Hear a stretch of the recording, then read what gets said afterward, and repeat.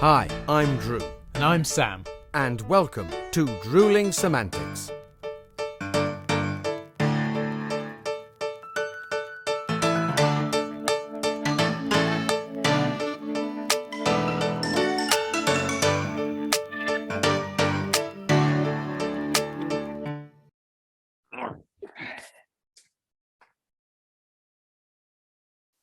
Oh no, quick! Someone get the police or let Drew know he's being robbed. What are you doing? It's me!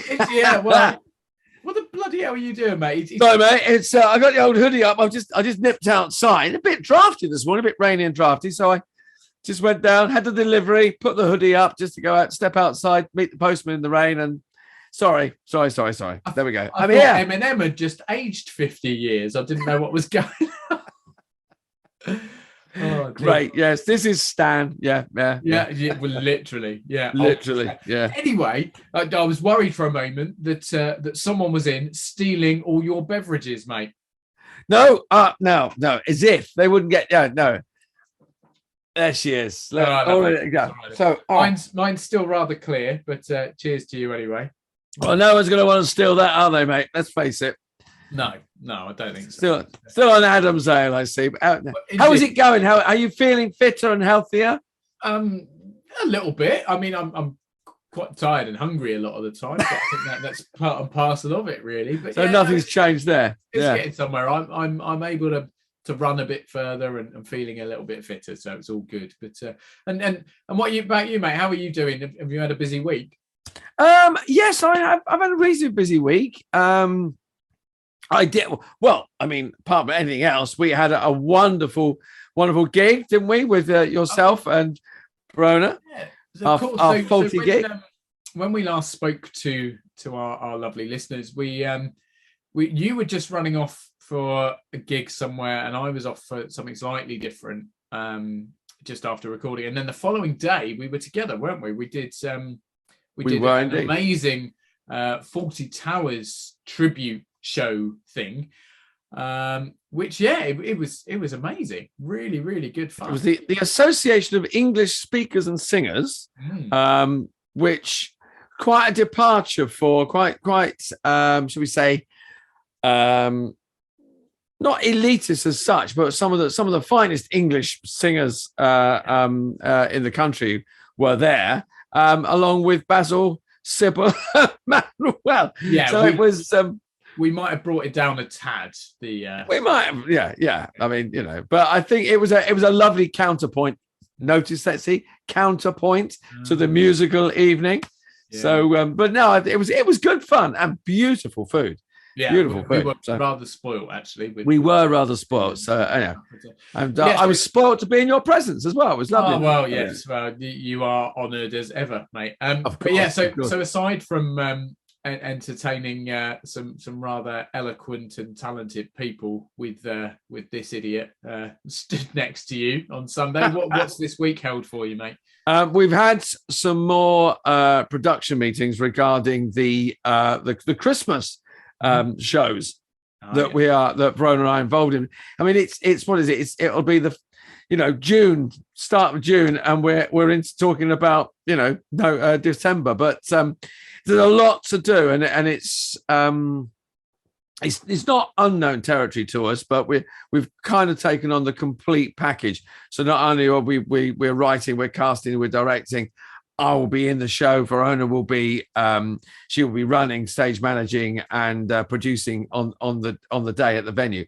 So there's an enormous amount to think about and plan. So hence why I keep saying we're having production meetings, but there's a lot to do. I mean, we'll have we'll have 10 actors under our supervision, as it were, as well. So it's quite a busy time, thing. Yeah, well, I guess maybe some people don't realise or don't know that, yes, we are only at the beginning of June, but a lot of pantomimes and Christmas shows will already be cast, will already be mostly written, and they'll be working on things like songs and...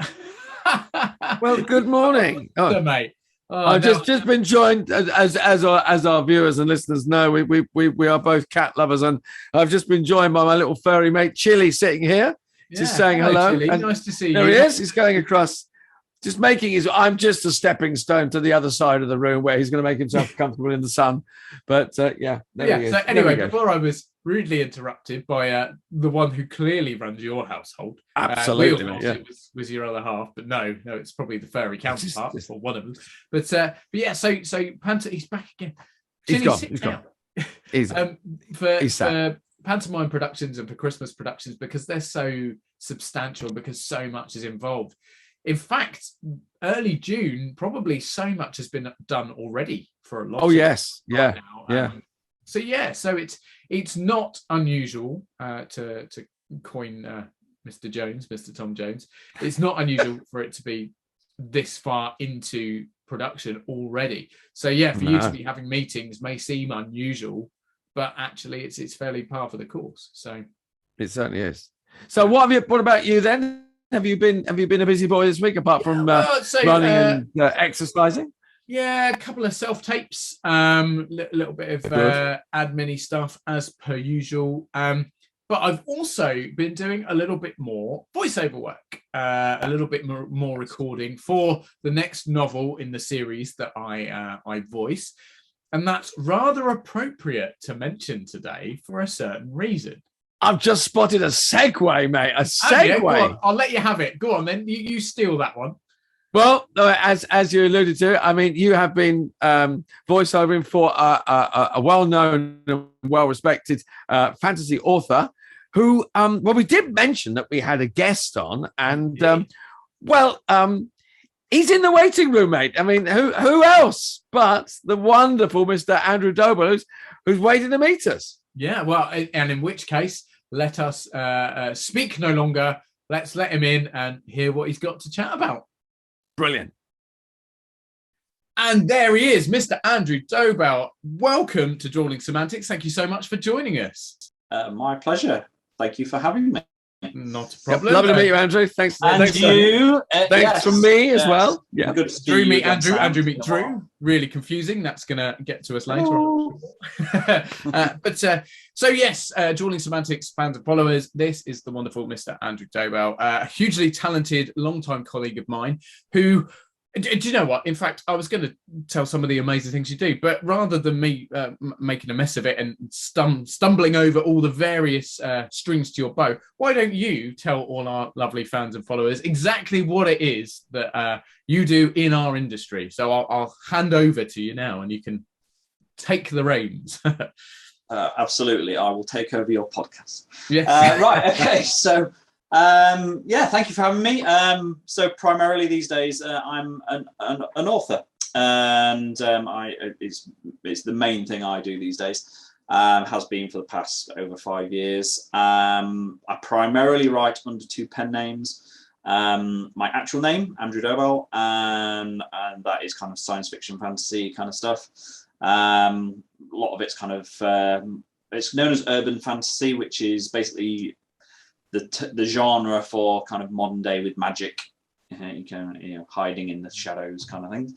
And then under my A L Fraine pen name, I write British crime thrillers, and they're doing very well for me at the moment. But that's not all I've done, as Sam has alluded to there. I also do various bits of artwork. I do covers for other authors, which sometimes involves photo shoots, which is how I've worked with Sam about 3 times, I think now. Yes, indeed. So so that's basically what I do these days. So yeah. But questions. Right. So just to expand on that, when I think you almost played it down there. When you say you do covers for other authors and of course for yourself, that doesn't just mean that sort of taking the offer. So that's from the ground up. So an idea will either be sort of suggested to you, or you will come up with if it's your own work. But so you will get hold of the people involved. That involves the people that do the makeup side of things, the costume side of things. You will take the photos, and then the bit that always sort of just fascinates me the most and always astounds me with what you can do is taking it from a standard picture of a normal human wearing a costume and with a bit of makeup on, and then creating these unbelievable images. So you are a Photoshop and a creative wizard, I think is the best way of describing it. Because certainly, I mean, you made me look like a superhero, which I think is no mean feat whatsoever. But I'm saying nothing, Sam. Thanks, Absolutely Drew. I was nothing. waiting for you to pop in and add your Tuppence work in there. But yeah, so it's a whole huge process, just not one small stage of it. And as you say, now your main focus is the writing, but I wanted to touch on that initially because that, as you say, that's fine. I mean, we'll go into that first if you want and talk about that in a bit more detail. So I mean, that all came from my background in art. I mean, I've drawn since I was tiny, and since I was a little boy, I was always sitting and scribbling and drawing. And back in the day, I used to want to become a comic book artist, and so I was reading comic books and wanted to get into doing kind of X-Men and Marvel and all that kind of stuff. Over the years, that kind of adjusted, and I ended up doing kind of book interior illustration for kind of role-playing games like Dungeons and Dragons, that kind of thing. Amazing. So I got some artwork featured in some of those books, and then I'm going through my whole history here. Here you go.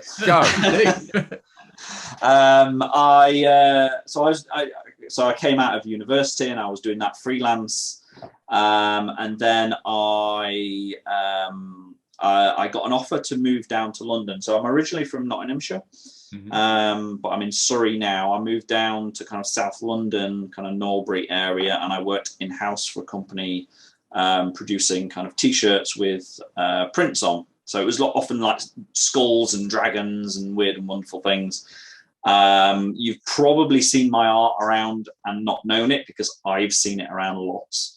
So I was doing that. I was working in-house for that company for about 10 years.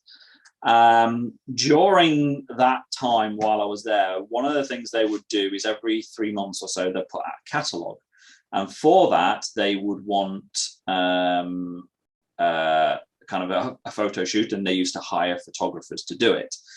And that kind of, it piqued my interest into photography. So I thought, well, I'll get a camera and I'll have a go. And so that morphed from the company hiring kind of photographers outside and whatnot to me eventually doing it. So I was doing it in-house as well as being their artist. I ended up doing wedding photography. That was about 9 years. I did that for partially while I was at that company, and then eventually I wanted to kind of move on, and so I did wedding photography full time.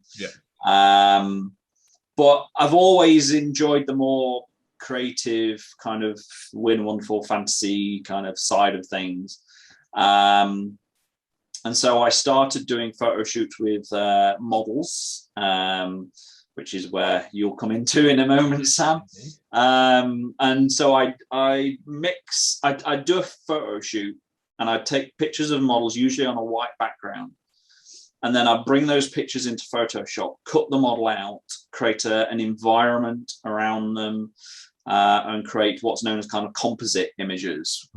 So it's a mix of kind of photos and sometimes 3D or illustration, and kind of, create that kind of thing. And I started doing that for kind of clients. People will come to me to do shoots, which is how I eventually met Sam for the first time, when a client wanted me to do and it was a weird one, I'll admit. So I'm sure you can attest, Sam. He's actually an author himself, and he wanted to do I think he was writing a kind of zombie Nazi kind of invasion book. And so he wanted to do a shoot with kind of these Nazi zombies with kind of the full kind of Nazi uniform regalia, but with green skin and, bits kind of falling off them and all that kind of thing. And Sam came in Nice. and bravely, you know, had all this kind of latex kind of makeup put on him. Thank you for saying that, because there might be people out there going, "Oh, well, that's how Sam got cast, because he didn't need the makeup." Yes, because he doesn't need any makeup at all. No, I mean, it was, I mean, props to you, because what you guys that were there for it go through for that kind of thing. I mean, it was a full prosthetic. So, you know, it was a big kind of bit across the top of the face, another bit for the jaw. I think there was a nose piece. Yeah, so I had one that covered one eye. Oh yeah, you had your eye covered, didn't you? Yeah. Yes. So I have, because we've done it a couple of times now, actually. Yeah. So it's I'm sure you won't mind the shout out. So Peter Foster writes books. And I play a character for him called Major Zeitzler, who is one of the SS majors. One of the leaders, isn't he? Yes. Of the group. But he's got one eye completely shut over, and he's got half his jaw sort of missing. So I had two large prosthetic pieces, one that covered sort of nose, eye, forehead, and the other one sort of comes under the other eye and goes across the jaw. So yeah, fairly substantial things stuck to my face. And then painted green and blood all over you and all that kind of thing. And then, you know, you had to wear a kind of a Nazi uniform. It's not an everyday kind of job. Not an everyday occurrence. I was going to say not just another day at the office on that one. I've seen you. I think you showed me some of those images. I mean, they are incredible, and now you've broken it down, Andrew, as to that was all put together. I mean, it is an extraordinary ask. It really is, but they are stunning images. They really are. Thank you very much. And again, huge props to you, because yes, we're there in the makeup and stuff, but that is only half the battle done, because then everything else that goes into it, and as you say, it is a lot of work goes into that. I mean, from everybody.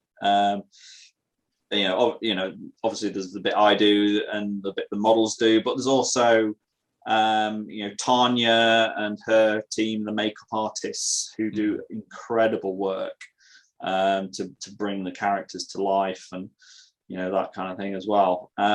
Anyway, so I was doing kind of photo shoots, kind of on the creative side of things, and it was about I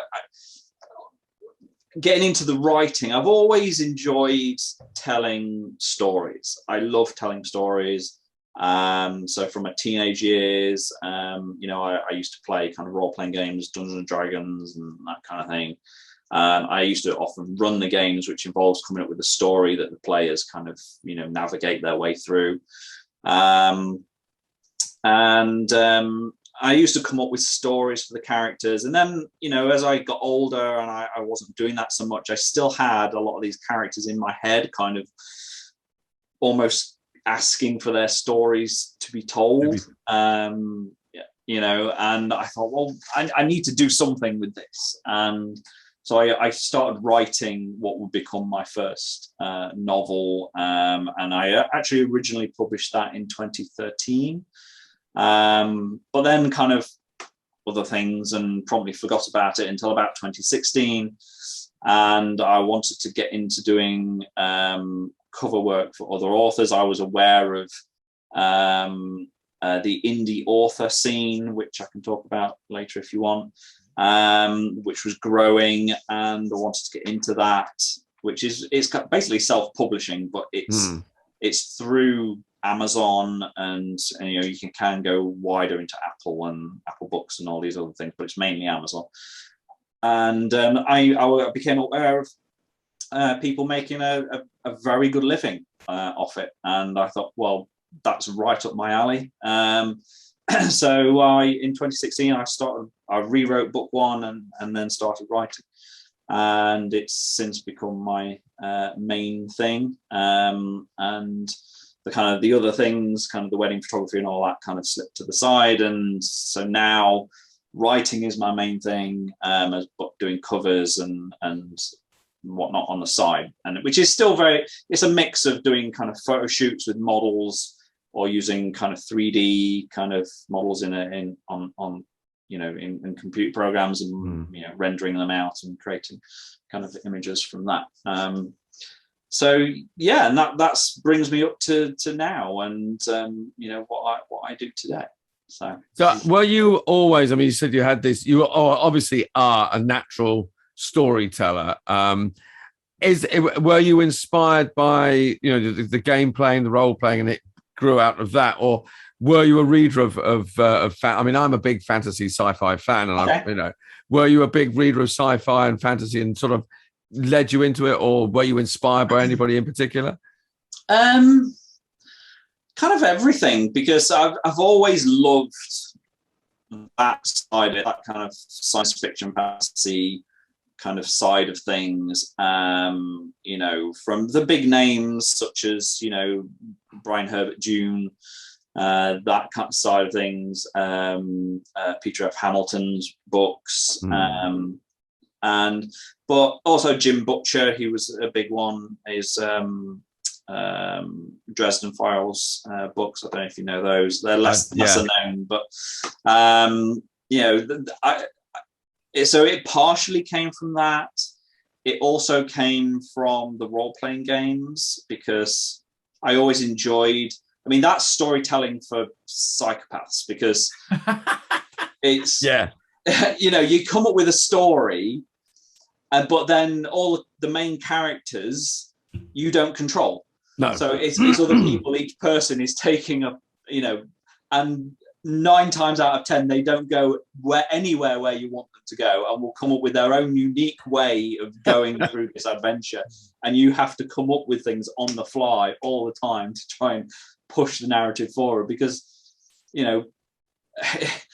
when you're writing a novel, my main characters do what I want them to do. They're under my control to a certain extent. Yeah.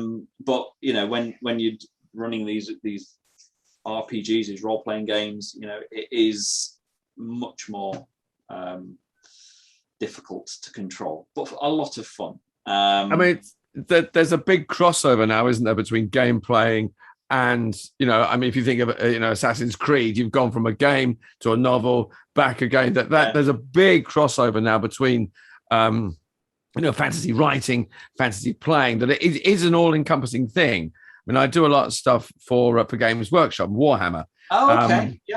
I do a lot of a lot of narrating of their books, and they've gone from the novel to the audio play that then leeches is the wrong word, but bleeds into the games, that then folds back, that they want, the rules or whatever, they want it illustrated. So some of that is now turned into animation, some fantastic animation. Yeah. And then you get actors and guys like me who come along to give voice to the characters. So that whole thing that it's no longer just a book, and obviously we've seen Lord of the Rings, fabulous, Game of Thrones, and now it's just taken off. I mean, and thanks to Netflix and Amazon and I think that whole. I mean, I'm a big fan of The Witcher, and I never read any of the books. But you think now each one is a gateway into the other, and they all link over.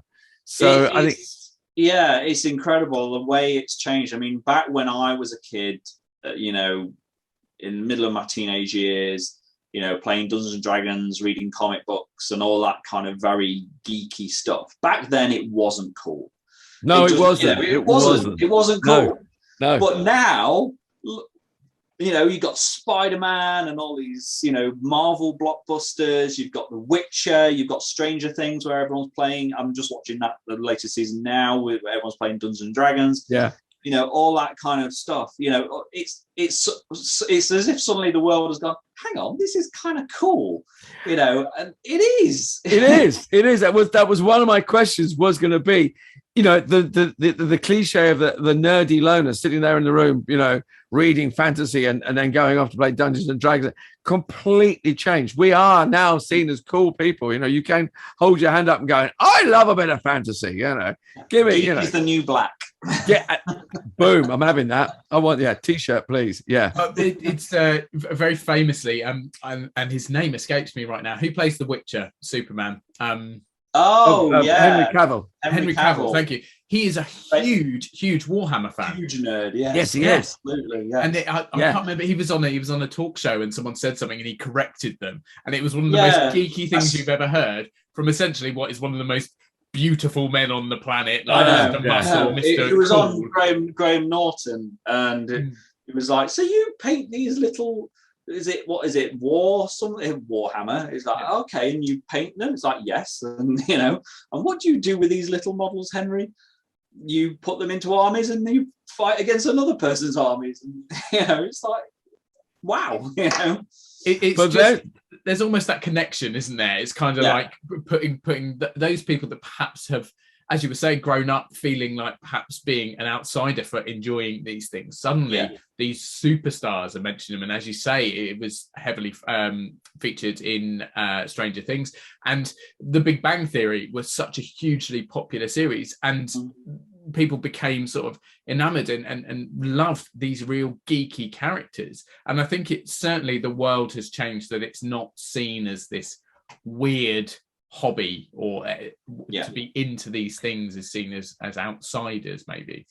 And it's also now, and it's greatly thanks to authors such as yourself, Andrew, that it's also a very strong area for women. I mean, women are fabulous fantasy writers. There are some stunning fantasy writers, but also we're seeing strong female roles in films created, in books, such as your Magi series is amazing stuff, and you think great, strong leading heroines, it probably no other genre as much as the fantasy and sci-fi genre. Absolutely, yeah. I mean, it's my first series. I'll correct your title there. I call it the Magi saga. Magi, I beg your pardon. I know that's incorrect. People are going to be screaming at the podcast now because Magi is pronounced Magi, correct? Yeah. But in my world, the magic users in it, they call themselves Magi with a hard G to differentiate themselves from Magi. I've gone into the whole thing of it, but anyway. But there are no barriers in fantasy. There are no barriers. There are no absolutes. Anyway, that first series, that it's a female main character, and absolutely, 100%. And especially in urban fantasy, I mean, it is dominated by female main characters these days. It's brilliant. Absolutely.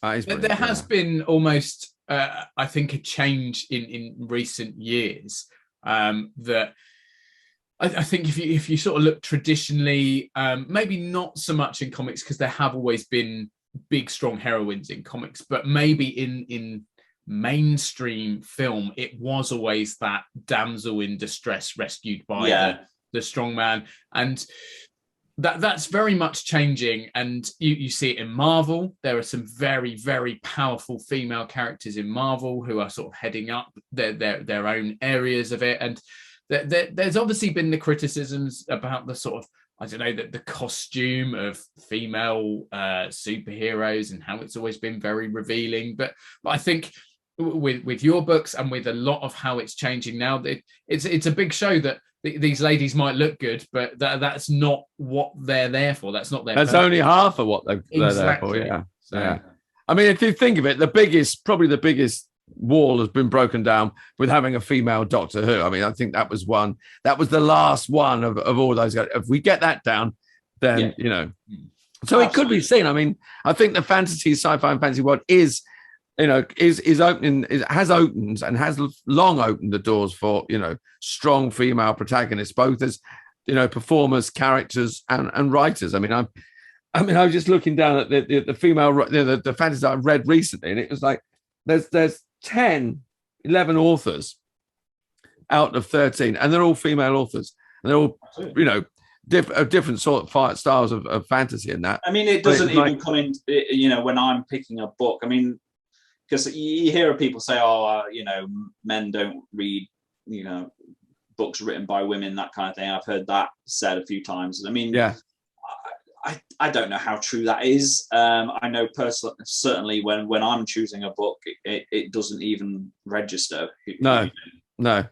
who or how the author identifies in any way. To me, it's all about the story and the story. And enjoy the book. So yeah, I mean, it's definitely become a kind of much more level playing field, which is great. It's good. It's great. It's great. Now, Drew, you mentioned that you voice do some voiceover work for Games Workshop for sort of stuff, and obviously that then leads us nicely into another connection that we have, which is not only was I honoured enough to be on the cover of one of your series of novels. Yeah, we ought to talk about that generally, actually, because I don't think we touched on that, did we? No, absolutely. Well, I'll let you again take control, and please do talk more about the Wasteland Knights. We worked on the zombie thing, and then it was probably a year or two later, I think it was something like that. I had an idea for a new series, which was very much inspired by Mad Max Fury Road, which is an amazing film with another very strong female character. Yeah. I love that film. It's probably one of my favorite films of all time. And I was very much inspired to write something similar. And I came up with the idea of writing something which was basically Mad Max with kind of magic and zombies and monsters. And so I decided that I was going to write this and that I needed to do a photo shoot for the cover. And so I started putting that together. And so there's two main characters, Nero and Nyx. And so for one of those characters, I asked Sam if he would be the model for Nero, and he very graciously accepted. Snapped your hand off, I think, is probably probably. So he came on for probably one of my favorite shoots that I've done. I commissioned a guy called Mark Cordori, who is a kind of props and costume designer. He lives over in Wales, and actually he has a connection to Doctor Who. He's worked on Doctor Who as a props guy. Wow. And one of the things he does these days, he makes kind of post-apocalyptic style clothing and accoutrement. And so I commissioned him to create a costume, two costumes, one for Sam and one for the other model, and we kind of came together for the photo shoot, and it was amazing. It was so good. Sam was brilliant. Wow. And, it's one of those things where you look back and you go, this is my job. Like this is what I do for a living. And basically what I did is I posed with various weaponry in this.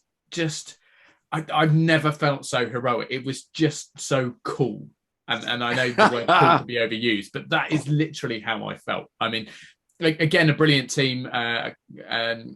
Tanya came across from doing the previous shoot, because I know you've worked with Tanya a lot. Yeah, and she came and did the makeup for this, and I have as Nero, I have a scar running all the way down. For those on the YouTube that can see the video, the cracking image, one of the images, one of the covers, that's brilliant. So there's a bonus if anyone's able to join us on YouTube. But it's essentially I had this opportunity to wear these really, really cool clothes and really cool play with really cool guns and other weaponry that have been aged and sort of apocalyptic-ized, or whatever you want to call it, to the same extent. That's not a word, Sam, but we'll go with it. It is now. I just if Andrew's allowed to write stuff, I'm allowed to make up words. That's the new rule. But it was just such an enjoyable experience, and the outcome. I mean,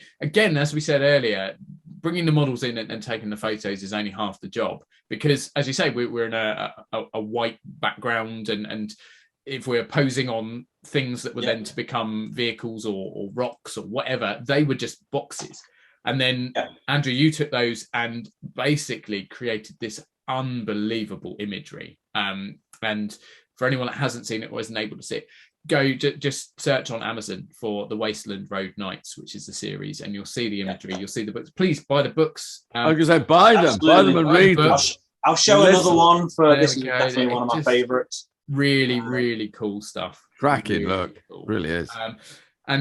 But of course, I shall let you continue. It didn't just stop at So I mean, probably years pass, and I eventually, but I like, one of the things you can do as an indie author is turn your books into audiobooks.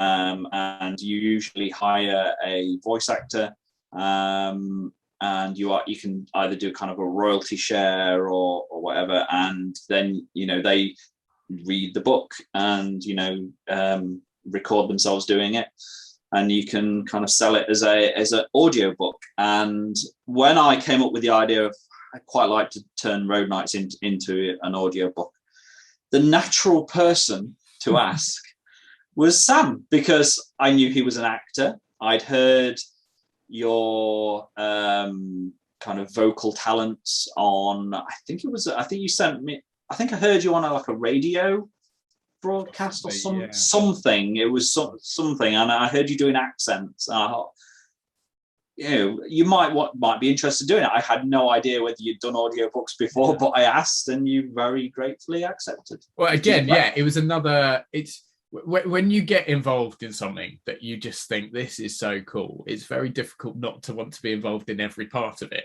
Yes. So, but yes, I'd been doing voiceover for a little while, but certainly to be able to collaborate with you again was an amazing opportunity. And to this point, it's the biggest project I've taken on as a voiceover artist, because it's not just as simple as doing one book, because so far you've written 5.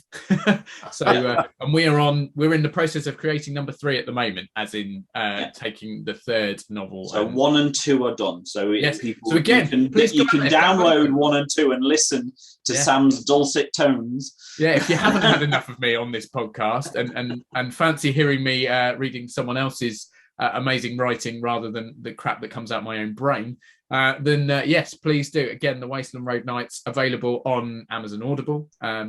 Other audio things are available, but we're not on them, so we're going to ignore those and just talk about Amazon. With no axe to grind, I can say I've listened to them and they're great. I've been there, beautifully written, beautifully narrated. But so that's, I mean, we always say this, and it's a crying shame, but we are rapidly running out of time. But just touching up, what's coming up in the future, Andrew? What can we read and listen to in the Andrew Dobell canon? Right. Well, I mean, the main thing I'm working on and focusing on these days is my British crime thrillers, which I write under my A L Fraine pen name. And so you mentioned the name of the title of one of the books there, Axe to Grind. Axe to Grind, look at that. They're British crime thrillers. I've got 2 series out already, which are set. The first 2 series are set in Surrey, which is where I live. And I'm starting a new series now, which I'm currently writing the book, and that's set in Nottinghamshire. And that will be out in probably a couple of months, I would have thought, once I've finished writing it. And I'm having a lot of fun kind of going back to my home county where all my family is, at least in the world of the book at least. And coming up with all sorts of murderous things that are going on. Brilliant. Amazing. Fantastic stuff. Fantastic. Right, so unfortunately, as Drew said, running short of time. Now, you are well aware that we have, as our listeners will be, we have sort of a tradition on Drewling Samantics where we always try and get any guest that comes on to talk about something that isn't such a I was going to say, isn't such a positive moment. That's not the case at all. It could be a very positive moment, but we like our guests to give a little bit of insight into the wonderful world of performance and creativity, and tell us something that's a little bit different. So something strange or something funny or something unusual. Can you continue this tradition, Andrea? Come up with a story for us. I know you dumped this on me very suddenly. So, but I mean, all I can think of is, you know, going back to that kind of the zombie thing, and the last shoot that we did, which was probably the most ambitious of those zombie shoots, and we went to a I think it's a former World War II like battery kind of. I think that's what it's called. It's kind of like a bunker with you know, tunnels and things underground and that kind of thing, which Peter Foster, the author who got us all doing this, had found.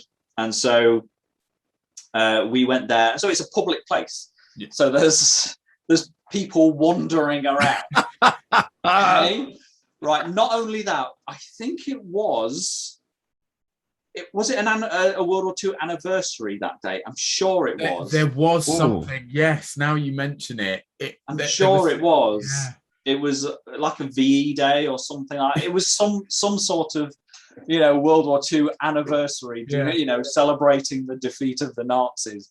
And we have Sam and, you know, 4 other kind of models kind of dressed in Nazi regalia with kind of the red armbands with the swastika, you know, wandering around this place, you know, pretending to be zombies. And it was an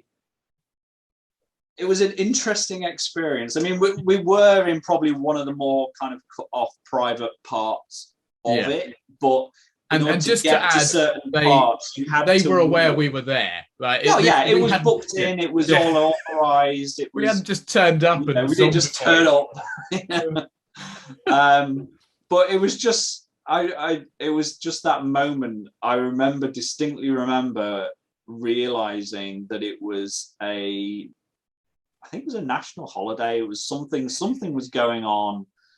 And you know, we suddenly realized what we were doing on what day and where we were, and it's like, oh my god. It's just one of those things, isn't it, that we all hope that one day we'll grow old and be able to sit back and look over our careers and remember them fondly, and if anything's going to make you smile, it's the thought of wandering around this abandoned bunker public place thing on a day that was to celebrate the war, not celebrate the war, but you know what I mean. Well, and there are these weird and wonderful green people in Nazi regalia. And I mean, it had a cafe. It had a cafe. This place. I mean, it's a public. You know. Don't tell me you went. Yeah. You wandered in there and said, "Can we have 5 Americanos and a latte, please, for the zombie over there?" Kyle. Fortunately, not. I mean, that said, I wouldn't have been able to drink anyway because exactly. Zip it up. Yeah, couldn't see what I was doing. But no, it's just we do some interesting jobs. Yeah, we certainly do. And I mean, there's things that give you pause and you think, really? But, you know, I mean, it's one of those things where you have to remember that, you know, even big budget films do this. There's been recent films with Nazi zombie kind of characters and that kind of thing. So it's you know, because some people do get, you know, a little uptight, which is understandable. It's a recent thing. You know, but at the same time, you know, it's very much fantasy. Zombies are not real, you know. No.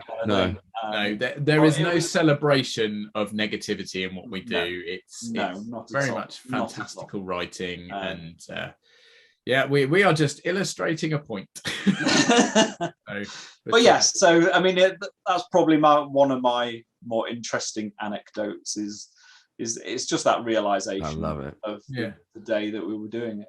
Amazing, but no, Andrew, it's been an absolute pleasure having you on. Absolute joy. from my perspective, worked with you lots of times, and it's always an absolute joy. But yes, this has been brilliant. Thank you so much for giving us an insight into the writer's perspective of what goes on in the industry. We always try and bring in new and interesting sides and things that our listeners and viewers probably haven't had the opportunity to hear about or find out about, and you have certainly done that. So it's been an honor to have you on. Thank you so very much, and look very much forward to the next time you get to take photos of me dressed in something ridiculous. Happy to come back anytime you like. Oh, well, brilliant stuff. Thank you, Andrew. I mean, and it's also nice for us to have someone on to celebrate someone who is providing work within the industry for models, actors, voiceover artists, etc. That's also has to be acknowledged. That not only next time Peter Foster wants a zombie, you're in. Bang! I'm there. We got to get through. Thanks so much, Andrew. It's been an absolute pleasure, mate. Yeah, really has. Fantastic. Yeah. Take care, Andrew. See you soon. Cheers. Take care, buddy. Bye-bye. Lovely stuff. What a nice chat that was with a genuinely lovely, talented guy. And I have to say, Sam, that's what Drewling Samantics is all about, isn't it? Well, three people having a chat about what they love doing. It just felt so natural, and as you say, like that's kind of when we started off, it was just you and me kind of having a natter, having a moan and whatever, but also trying to show how passionate we are about what we do. Yeah. And quite clearly, Andrew is very much in the same vein, a very, very talented guy, many strings to his bow, as I said, but so passionate about each and every one of them, and so happy with what he does. That he's able to talk about it in such an open and cheerful way, I guess. I know. I mean, you said many strings. He kind of is like a puppet master with all those strings, because from the empty screen, when he first starts writing, right to the published book or the published audio book, everything is there. He's not like he's a control freak, but he just has the talent to pull all that together. And that vision, which is admirable, and and as you say, he's very humble about it as well. Really nice. Yeah, absolutely. And genuinely, if for listeners that haven't had an opportunity, please do check out some of his work. The imagery is stunning. And yes, I may be biased, but I would particularly recommend the Wasteland Road Nights, just because despite the fact that my ugly mug is plastered in the middle of a lot of it, it is just incredible to think that that's come from just like a white box, and not studio. What was I going to say? White box. Is a studio, photo studio. What's it called? That is right. It is a studio. White box studio. I'm confusing myself and going mad. Don't, mate.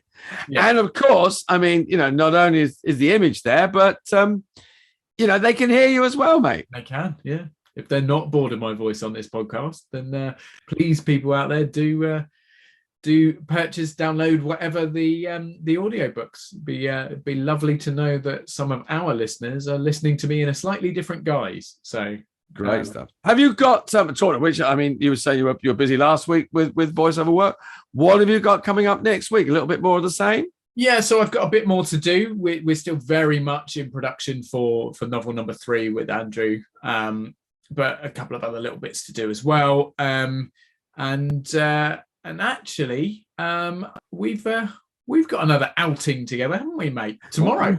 We do. Yeah, tomorrow. A little bit of a little bit of a drive to this one. For us. We are off to Wales, aren't we? Wales. So yes, that should be quite entertaining. And aside from spending some time in Wales with me, what have you got coming up? I'm spending some time with my good lady wife. We've got some balloon band work coming up with Verona, but I've kept my week reasonably clear, because I'm going to tuck into learning and starting to work on a One Man Two Governors script. Yes. So we start rehearsals in a 2 or 3 weeks time.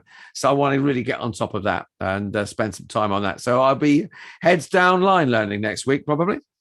Wow. Most of the week, yeah. Yeah. Don't envy you on that one. It's one of the things about the job that I'm not the biggest fan of. It's the old line learning.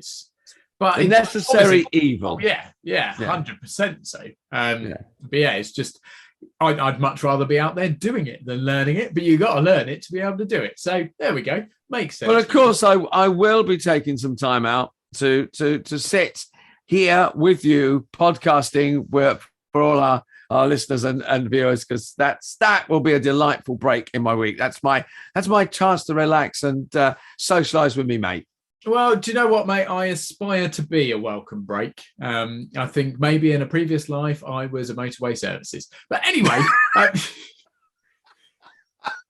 on that horrendous note, I cannot believe I just said that. That was so... I can't believe you said that. It was quick, but it was awful. It was. I think we should probably leave everyone the rest of what they got. So, Drew, as always, cheers. Everyone at home, thank you so much for joining us. I hope you've enjoyed. Cheers, everyone. And we will, as always, be back next week with some more shenanigans, I'm sure. So we will. Yes. Have a good one. Another week, another service station. Take care, mate. Bye.